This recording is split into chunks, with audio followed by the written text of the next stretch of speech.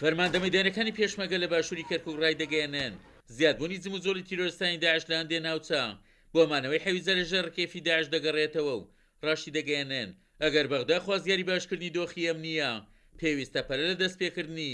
ئۆپەراسیۆنی حەویجە بکرێت. عبادی کاتی خۆی ماوەیەکی زۆر پێش مووسڵ هات سەردانی کەرکووکی کرد توی لەم ڕۆوە حسابکەن کە ڕزگارکردنی مووسڵ دەستی پێکرد بەڵام بەداخۆ هێزەکانیان بەرەو مووسڵ بێت ئێستش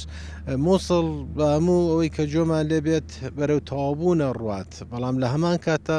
جموجوڵی داعش هەیە مامو کات ئەوما دووپات کردێتەوە کە ئابێنن داعش جوڵەکانیان زیاتر شێوەی تێکدان و وەزی تێکدەری بە خۆی گرتووە یاخود وەزێک ئەکەن بۆ ئەوی سەدایەکی گەورەی هەبێت کە بڵێن داعش ماوە بەڵام لە هەموو کارەکانیان نەیانتوانیوە ناوچەیەک بگرن و لێ بمێنەوە بەڵام بۆ مەترسی تاکو حەویجە و دەوروبەری بە تەواوی پاک نکرێتەوە بە تاکید مەترسی لەسەر سنووری کەرکووک هەیە. بۆ خۆتان نەزانن ئێستا دوای هاتنی پێشمەرگە بۆ هەموو سنووری کەرکووک لە 1970 هەموو ئەو تەقینەوانە و ئەو ناخۆشانێکە ڕوبەڕووی خەڵکی کەرکووکە بۆەوە پێشمەرگە ئەو خەتەریاتەی نەهێش جێشی عێراق و فڕقەی دوانزە کە لێرە بوو هەموو شوێنەکانیان چۆڵکە تووشی تۆرۆریستانە شوێنەکانیان ڕادستی تیرۆریستەکان کرد و سیارەکانیان بەجێش ئەو هەموو چەک و تەقەمەنیەکە دەستی تیرۆریستان کە و کە پێشمەرگە توانیتی کەرکووک بپارێزێ بەڵام پێتان ڕاگەیەنین تا حەویجە بمێنێ هەموو ئەم ناوچانە و کەرکووک و هەموو ئەم ناوچانە لەژێر مەترسیایە بۆ خۆتان بینیتان کە چۆن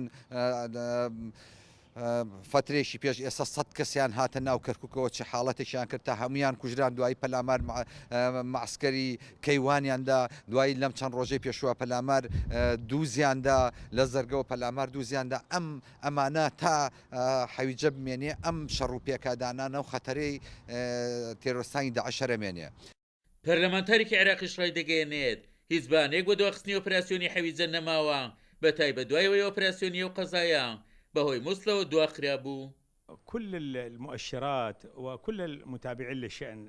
السياسي والأمني في العراق بەپێی هەموو ئاراستە و لێکدانەوەی چاودێران دواخستنی ئۆپەراسیۆنی کۆنتڕۆڵکردنەوەی حەویجە بۆ دوای مووسڵ کاریگەری خراپی بەجێهێشتووە لەسەر باری ئەمنی عێراق وا پێویست بوو لەسەر حکوومەتی عێراق پلانی ڕزگارکردنەوەی حەویجەی دوانەخستایە ئەوان ناوچەیەکی گەورە و زۆر فراوانیان بەدەستی داعشەوە بەجێهێشتووە کە چەندین ناوچە لەخۆ دەگرێت بەداخەوە ئەم ناوچە فراوانە پشتگوێ خراون ئەوەی جێ پرسیار و تێڕامانە هێزی پێشمەرگە ڕۆڵی دیاری بینی لە شەڕی ڕزگارکردنەوەی دەوروبەری مووسڵ و تەنانەت لە ناو مووسڵیشدا کەچی حکوومەتی عێراق ئۆپەراسیۆنی حەویجەی دواخستووە بە بڕوای من هیچ بەهانەیەک لە بەردەم حکوومەتی عێراق نەماوە بۆ دواخستنی ئۆپەراسیۆنی حەویجە لە ئێستادا.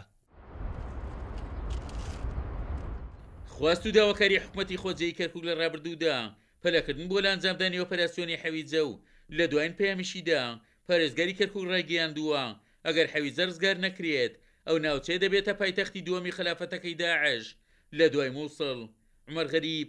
کورسات نیوز، کەرکووک.